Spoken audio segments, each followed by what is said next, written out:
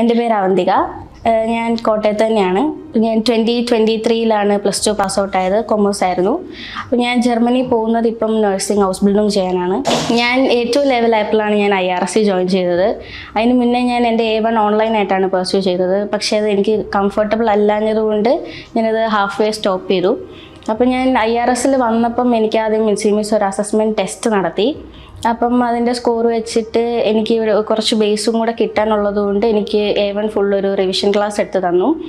അതുകൊണ്ട് എനിക്ക് A2 വലിയ പാടില്ലാണ്ട് IRSൽ അതേ സ്റ്റുഡൻസിൻ്റെ വേവ് ലെങ്ത്തിൽ എനിക്ക് കംപ്ലീറ്റ് ചെയ്യാൻ പറ്റി.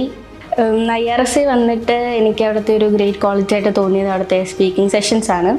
കാരണം എന്നെ സംബന്ധിച്ച് എനിക്ക് സ്പീക്കിംഗ് കുറച്ച് പാടായിരുന്നു ആദ്യം ജോയിൻ ചെയ്ത സമയത്ത്.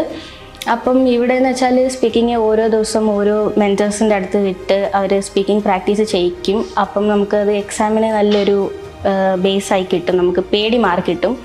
അപ്പം IRSന് അതാണ് ഞാൻ കണ്ടതിൽ വെച്ച് ഏറ്റവും ഗ്രേറ്റ് ക്വാളിറ്റി ആയിട്ട് തോന്നിയത്.